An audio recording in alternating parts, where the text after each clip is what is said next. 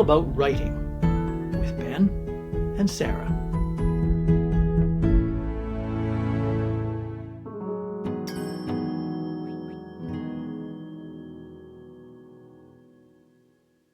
Welcome to All About Writing, the podcast that covers everything about the world of writing from the inside out.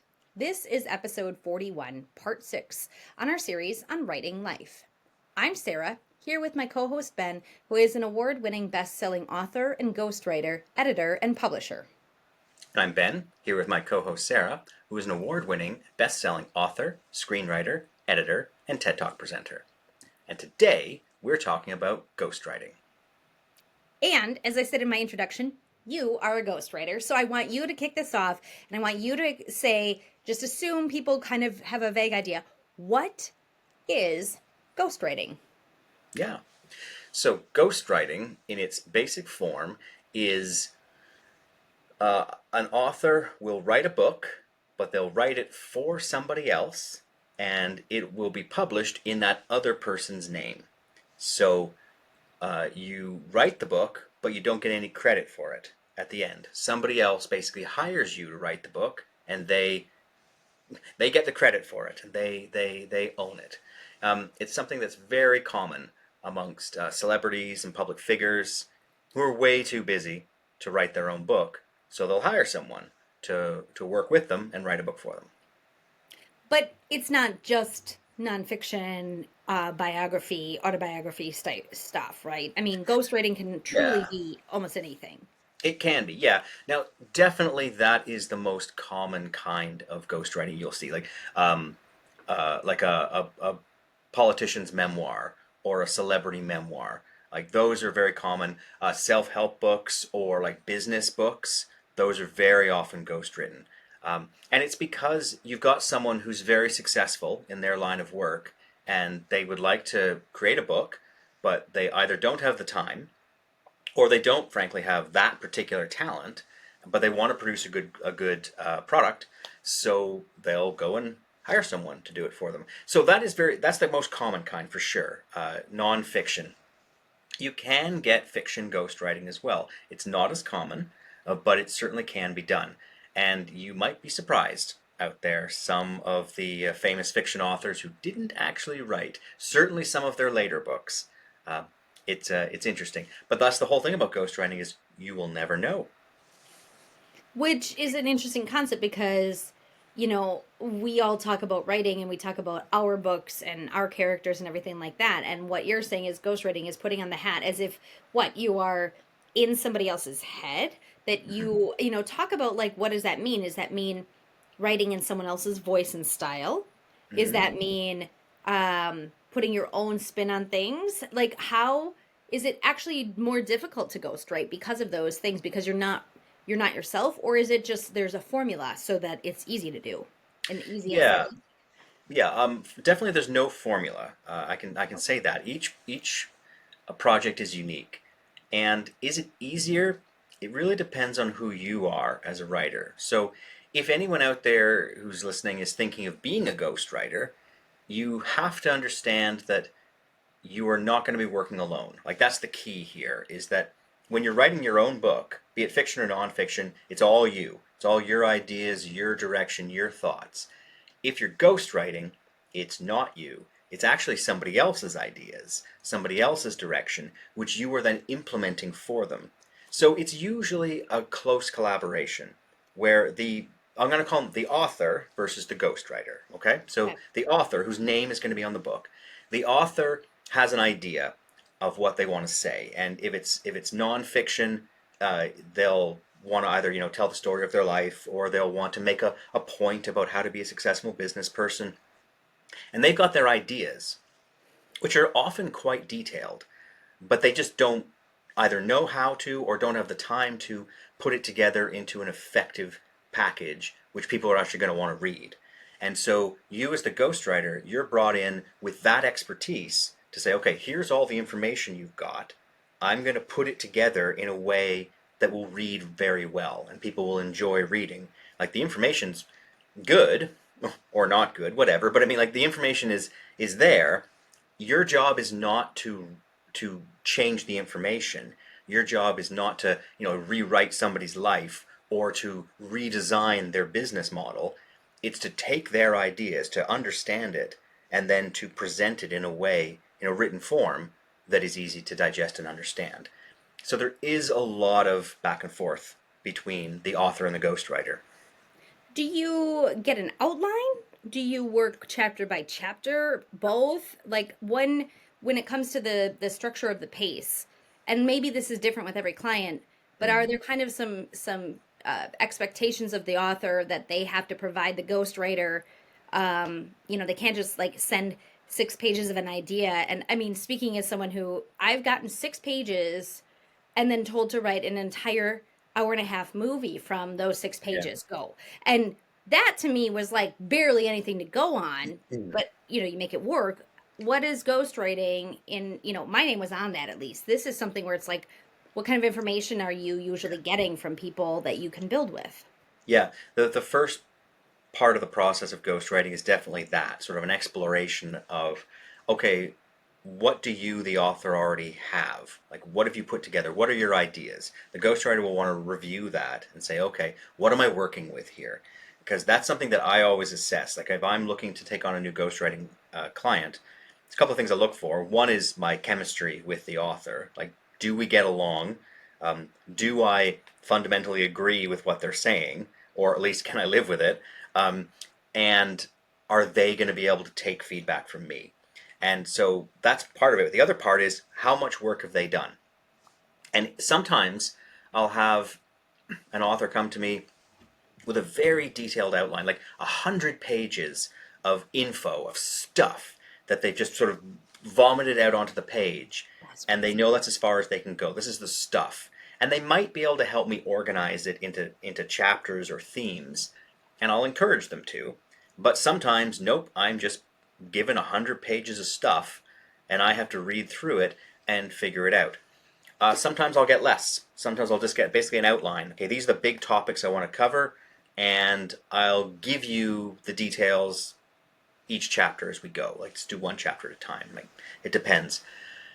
But it is a balancing act because I want to get as much information as I can from the author because I want to be as true to their idea as I can. But I also want to be free to be able to write the book the way I think it should be written, not for me, but for their idea.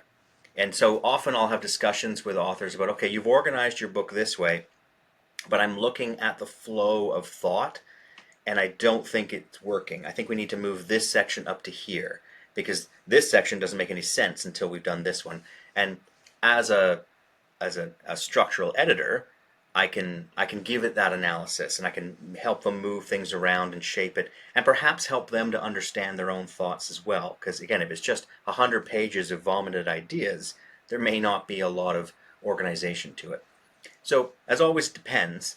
But yes, the author does give quite a lot, and the more they can give me, the better, because then I can make it more accurate to what they want.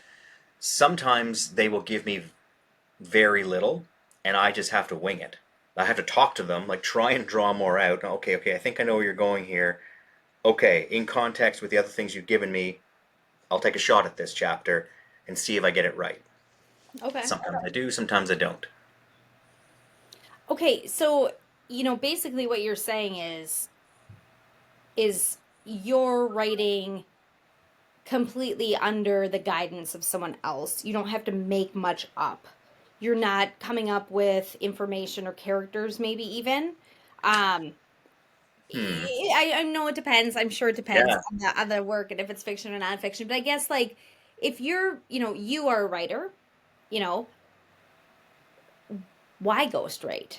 Hmm. You're talking about a whole different process of something what you just discussed is something that we haven't talked about as part of the writing process. So why would a writer ever kind of switch gears and move into ghostwriting? And like to me, like I know I've dabbled in it, like looking at it and I've submitted to be considered and I've never actually like fully ghost written anything, and anything I've written for others my name is on it, so I do kind of get to put my own voice and my own markers on it.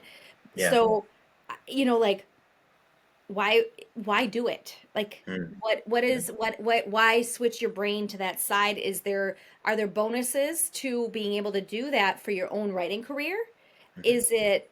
Is it helpful to have, income so that you don't have to worry about your own books? Like what Yeah. would constitute the switch? Like what are the, I guess, the pros and cons of doing kind of that brain switch? Yeah, yeah, it's a good question, and there are a bunch of reasons why certainly why I ghostwrite, and I think why others probably do too. One, let's say it straight up, it pays pretty well, so there's that. For any of us who are professional authors, we know that writing, it pays well when it pays, but it's rarely consistent, and hard to pay a mortgage with most authors' writing income. So it's nice to have that extra revenue stream in the field that I enjoy, right? It's not like I have to, be an author and say an accountant as well. There's anything wrong with accounting, but they're two very different things. I can be an author and a ghostwriter. So I'm still in the same world all the time, whether I'm writing my own stuff or someone else's. So the money is nice, but also just the process is really cool because it's kind of like being an editor as a ghostwriter because I have to help the author bring their ideas to life. Sometimes they know exactly what they want to say. Often they don't. They have an idea of what they want to say. And so they'll tell me as far as they've got it, and I have to sort of pull out of them, okay, I get what you're saying, but I've got some gaps here. So can you tell me more about how this part and how that works? And so I can help them flesh out their idea better. So that's a very satisfying thing. And also, um, it helps me learn new things, because when I'm ghostwriting, I'm very often writing on a topic that I don't know a lot about. So I'm learning as I go. And that's kind of interesting too, just to learn something new. Huh, I had no idea. That's neat. And um, the last thing I like to think about ghostwriting that's really good is the collaboration. Because one thing about being an author is that it can be a very lonely business, right? When you're sitting there by yourself, you're writing, it's just you for hours and hours and hours. And maybe you've got, a family member or a friend who's sort of cheering you on. But even then, it's pretty hard to share your writing with somebody else until it's finished, right? Right. And so we as authors do a lot of stuff on our own. Ghostwriting is cool because whenever I do a ghostwriting project, I really get into it, and I make myself interested in this topic, even if I wasn't before. I get into it and I give it my all, and I'm writing, and I love how it all came together. And I know that there is at least one other person in this world who is as excited about this book as I am, and can't wait to see what I've written. And that's really fun because then I can send it back, and then there'll usually be feedback and there'll be discussion. Oh, can you change this? Can you change that? Or it might be, yeah, I don't like the way you put that, Ben. I want to change it. Alternatively, it can be, I love the way you said that. That's better than I could ever do. I thank you. Right? It can go both ways. But in general, it's a very collaborative experience. It's a lot of fun. The author's interested because it's their idea. They love the idea, and they're seeing their idea come to life. And it's fun for me because this is something I enjoy doing, and it's nice to get that gratification from someone who's actually thankful that I did it. So it actually Right. works really well.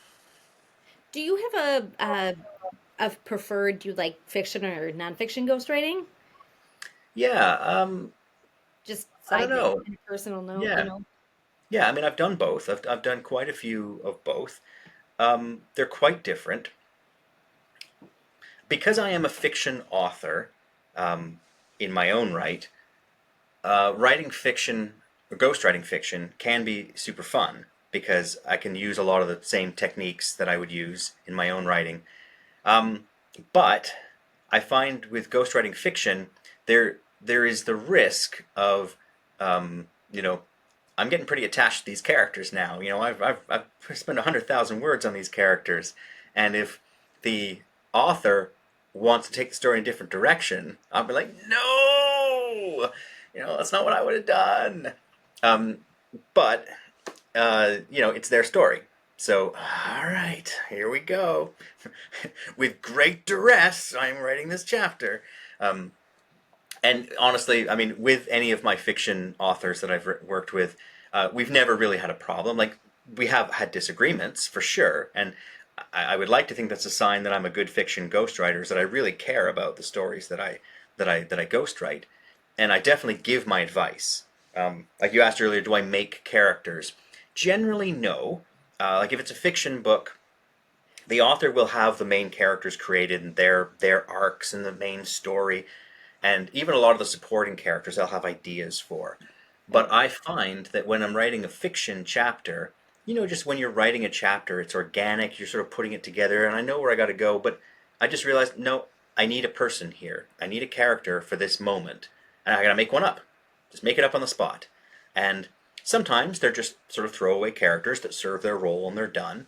But sometimes they will sort of intrigue me, like, ooh, that's a pretty neat character. We hadn't planned on that one, but that's pretty cool. And sometimes my author will go, ooh, I like that. Sometimes they won't. And they'll go, nope, nope, that is not where I was going with this. And now I'm like, ooh, but I like that character. So um, it can be a challenge in that sense with the fiction ghostwriting. But like I said, we've always worked it out. I've never had a disagreement with an author that I'm doing ghostwriting for in fiction. We always make it work. And ultimately, I have to remember as a ghostwriter, it's not my story; it's their story. Like I'm doing a lot of work here, and I'm invested in this, but it is their story, and I'm just helping them tell the story, and that's the key, I think. And back to why would you ghostwrite? I do really caution anyone listening out there as an aspiring author who's thinking about ghostwriting. You have to be able to step back from your work. You're going to put a lot of work into this, a lot of heart and soul into this, but ultimately it's somebody else's.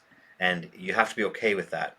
And I know some very successful authors who are friends of mine who are amazed that I ghostwrite. They could never do it. They could never do it. They could never go mercenary, as they say. But I actually find I quite like it. I mean, yeah, it's nice to get paid, but more than that, it's nice to collaborate with someone else and to see someone else's vision, come to life. That's really cool. So it might like ghostwriting, it's a job, but it sounds like it almost is like it requires a specific mental state as a writer to be able to kind of do it successfully and not let it mess with your own writing and not, get personally invested. I think the hardest thing would be to not like must be the ego in me, not to let people know that I did that. Like to go stone silent forever. Like if that book becomes a bestseller, like I Mm-hmm. think of sometimes like these ghostwriters who write for like celebrities, like huge celebrities, and these books are bestsellers for weeks and they make bajillions of dollars, and we never know who the ghostwriter is on some No. of these high celebrity books. Like I'm sure there's contracts saying like, I mean, everyone knows it's ghostwritten, but it's another thing to hear from the ghostwriter. Like, it's not Yeah. worth their salt to say that they wrote it, obviously. Yeah. But gosh, that would be Yeah. hard to be like, mm. Well, I mean, I certainly have had some of the ghost written books be very successful. And what I do, like if I just look them up on Amazon and I read all the reviews, I'm like, they're actually talking about me. It makes me feel good. Well, Okay, that's they're, yeah. they're All right, actually all right, talking about fair. me. And they'll never know that, but they're talking about me. And if it's a nonfiction book in particular, but fiction as well, if it is super successful, like there it is on the New York Times bestseller list, yeah, I mean, I can feel proud that something I made is there, but also I can know, well, that's going on the resume. So Oh, um, so you can put that on a resume? not Like, not a not a public one, no, but within the ghostwriting world, you can sort of, oh, it can become known that, oh yes, this is the ghostwriter of that book. So you might want to talk to him. He comes at a premium price. gotcha. So yeah, so it's like anything else. You sort of build your portfolio. Um, it's a good point, though. I mean, I can't just throw around what books I've ghostwritten. Of course not. But in a certain context, like basically within the industry, when people are looking to hire a ghostwriter, they're naturally going to want to know, what else have you done? Like, would I True. know any of your books? Hmm. And it gets to a certain point where you have to be able to say yes. This is and would you like to speak to the other author that I worked with, and as a reference to see Sure. how we work together. Sure. Yeah, Huh. that tricky one that one is. And because those are kind of my basic questions, I guess, inching into the ghostwriting world, I is there anything that I didn't like ask that you would want to either like let other writers know about ghostwriting that I didn't, it's kind of like I don't even know, like we've talked about with screenwriting, like I don't even know what questions necessarily to ask you to tease out some of maybe some very germane things that you would like to Yeah, put out there. So, sure. Well, I mean, like the process, for example, like how does it work? We talked about the opening part, where they give me sort of their ideas, maybe an outline, maybe a little bit of writing they've done to give me a sense of their style. Um, but the actual sort of churning through, usually the way it works is I will do 2 or 3 chapters at a time. I mean, depending on how the book is organized, but it's usually what it is. And if they're long chapters, like some nonfiction books where each chapter is a different subject, I'll do 1 chapter at a time. But what I'll do is we'll talk about it, I'll get their notes, I will write a first draft, and I'll send it to them. And yeah, usually about a week later, I'll get the response with any feedback that they have. It depends. Most of the time, the feedback is minor, just a few little things here. Every now and then there'll be something they're like, "Oh, you didn't quite capture this properly. What I meant to say was this," and then I'll go back and fix it. Which is again kind of like the process you go through with an editor, but it's back and forth that way. If it's a fiction book or if it's a nonfiction where the chapters are smaller and closer, more closely connected, then I'll usually do 2 or 3. And the reason I ask to do that is because it lets me get into a bit of a groove. Because having to stop after every chapter is disruptive to my creative process. So if I can churn out 3 chapters, there's a nice flow going there. Particularly if those 3 chapters form a little arc, then I can sort of create that little arc, and then I can send it back, and we go through the same process, and they'll review it and come back to me.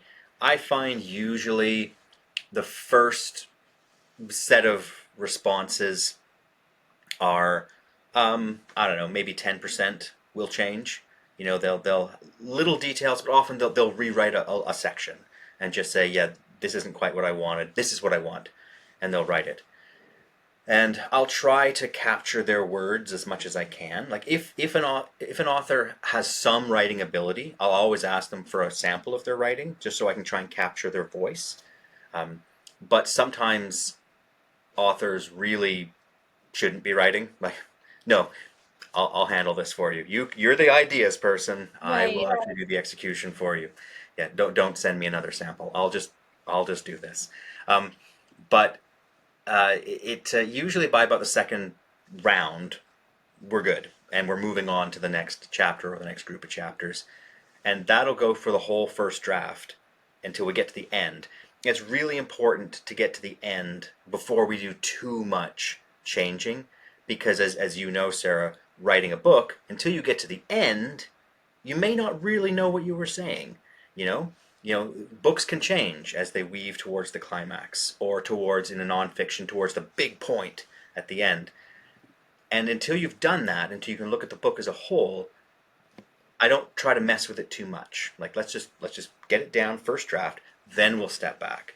And just like we would as authors, with our own work, uh, the author and I, as the ghostwriter, will take a big look at the whole draft and say what's working here. Is it saggy in the middle? Does the intro need a bit more oomph? Is the climax a little weak? What do we need to do here? And then we'll fix that, and we'll go through second draft, and then probably a third, and then we're done. Wow. I mean, no wonder you get paid decently because it's a ton of time for you. Hmm. I mean, really, you're acting as both writer and editor, sort of, and developmental editor, maybe, is the best. We've talked about the different Yeah, kinds of editors, but like you're a developmental editor. for sure, for sure. Yeah, and every project's different, and I know I've read articles by other ghostwriters and their experiences. There was a really good one, the ghostwriter who wrote Prince Harry's book, Mm, Spare. Can't remember the ghostwriter's name, but he wrote a really good description of what it's like. And of course, he's working with someone very famous and very right, powerful. And right. he even described a moment where the two of them were just disagreeing on how a scene should end, a very dramatic scene. And the ghostwriter's like, just trust the book, trust the story. We have to end it this way. And Prince Harry was like, nope, I want to do it this way. And the ghostwriter's like, Oh my and, God. and he talked about his own process, about how he thought, this is going to ruin the book. No! But then he thought, wait a second, it's not going to ruin the book. It's just, that's the way I wanted to finish this chapter. But my client, whose book this is, wants to finish it a different way. Okay, let's work together. Let's find a solution here, you know? And I think that's really important as a ghostwriter, which is different from being an author, is that you are not the final arbiter of what's right. You know, as an author, we get to decide how our books are written. Even our editor ultimately has to kowtow to us as the author. It's our work. As a ghostwriter, you are not. You are an assistant here. You are an enabler, but you are not the creator. And it's important to remember that. And I think that's like the biggest takeaway from the whole idea of what is ghostwriting is, for once, you're not the creator. Mm-hmm. You know, Yeah, you're you not the can use creator. your creative skills, you know, and you can add your creativity to it, but it's not yours. It's somebody else's, and you have to remember that all the time. You know, if ultimately you disagree, the author is right, and you, the ghostwriter, it's your job to fix it and make it what they want. That's like the tagline, ghostwriting. They're always right. The pithy. Yeah. I mean, we could dive into like the deep process. I know every book is different, but unless there's something else you wanted to touch on, I feel like that's like a good encapsulation of what Yeah. ghostwriting is. Yeah, the general process is the same for every book. Break it down into small chunks, get feedback, and go from there. And that works really well, whether it's fiction or nonfiction. Perfect. Thank you. Thank you for teaching me as well as our listeners what is ghostwriting. My So pleasure. yeah. And so that's, I guess, our show for today, everyone. Don't forget to subscribe so you don't miss any of our chats. Please feel free to leave a review. It helps us a lot. And if anyone is looking for help getting their book ready for the world, if you've already had it ghostwritten, we recommend our friends at Cascadia Author Services, who you can find at cascadiaauthorservices.com. And you can find Ben at bennettrcoles.com, as well as on Facebook and Instagram. And you can catch up with Sara at saradahman.com and on Instagram. Thanks for joining us today.